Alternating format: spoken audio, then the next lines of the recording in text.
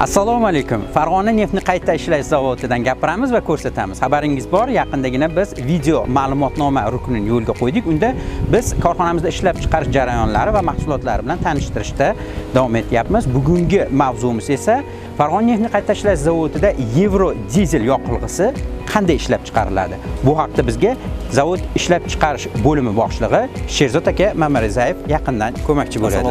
Assalomu alaykum Sherzod aka, qandaysiz? Ishlaringiz yaxshimi? Zavodda ishlab chiqariladigan Yevro dizel mahsulotining umumiy siklini va ishlab chiqarish jarayonlari bilan bizni tanishtirsangiz. Bo'ldi, bo'lmasam Yevro dizel qaytarib ishlab chiqarish jarayoni bo'yicha joylarda ko'rib chiqamiz. Marhamat. Farg'ona neftni qayta zavodiga mahalliy hamda import asosida yetkazib berilayotgan xomashyolar ushbu vagon stinalar orqali estakadasiga qabul qilinadi va LOAVT, ya'ni neft va gaz kondensatini birlamchi qayta ishlash qurilmalariga uzatish uchun rezervuarlarga to'kib olinadi va rezervuarlarda amaldagi yo'riqnomalarga asosan tayyorlanib qayta ishlashga jalb etiladi.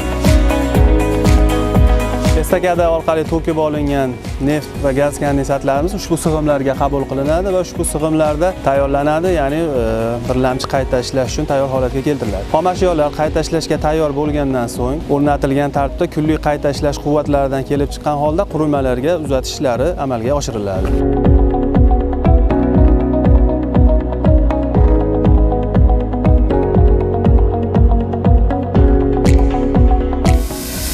Yuqoridagi rezervuarlarga qabul qilingan neft hamda gaz kondensat xomashyolari ushbu neftni birlamchi qayta ishlash LOAVT texnologiya qurilmasiga beriladi. Ushbu qurilmamizning yillik loyihaviy quvvati 1 million tonnani tashkil etadi. Hozirda ushbu qurilmamizda rekonstruksiya ishlari amalga oshirilgandan so'ng ushbu qurilmada ishlab chiqariladigan to'g'ridan-to'g'ri haydalgan dizel yoqilg'ilarining sifat va miqdor jihatdan ko'payishiga erishildi. Hozirda ushbu qurilmamizda albatta ishlab chiqarilayotgan dizel yoqilg'ilari Yevro 4, Yevro 5 standartlariga mos kelmaydi. Shuning uchun ushbu qurilmadan ishlab chiqariladigan dizel yoqilg'ilari Yevro 4 hamda Yevro 5 markali dizel yoqilg'ilari ishlab chiqarish uchun vodorod yordamida oltin yukli birikmalardan tozalash, ya'ni GDS qurilmasiga uzatiladi.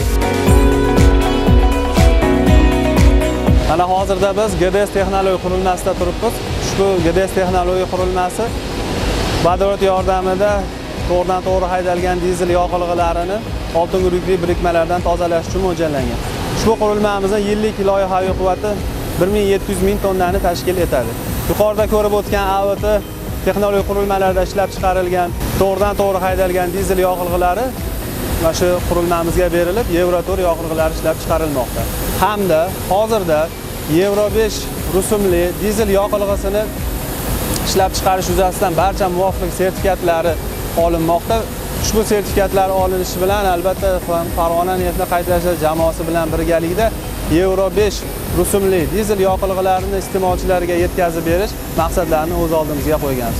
Yana shuni ham ta'kidlab o'tish kerakki, sanoat energetika guruh tomonidan olib borilayotgan modernizatsiya loyihalari dasturi doirasida vodorod ishlab chiqarish qurilmasi, ya'ni ushbu qurilmamizga va zavodning boshqa zaruriy qurilmalariga 99.9% tozalikdagi vodorod yetkazib beruvchi qurilma ishga tushirildi. Hozirda ushbu qurilmamiz to'liq ishlab turibdi. Shu sababli GDS hamda UZK, ya'ni sekinlashtirilgan ko'ks qayta ishlash qurilmalarining maksimal quvvatlaridan foydalanib kunlik ishlab chiqarish rejalari bajarilmoqda. Guvoh bo'lganingizdek, barcha jarayonlardan o'tib kelgan neft mahsuloti mana shunday toza Yevro 4 talablariga to'liq javob beruvchi Yevro 4 dizel ko'rinishiga keltirildi. Taqqoslash uchun mana bu AVT dan chiqqan dizel mahsuloti, bu esa Yevro 4 dizel mahsuloti. Sherzod aka, sizga berilgan ma'lumotlar uchun katta rahmat deymiz. Katta rahmat. Shu va shu kabi ma'lumotlardan boxabar bo'lish uchun bizni ijtimoiy tarmoqlarda kuzatib boring.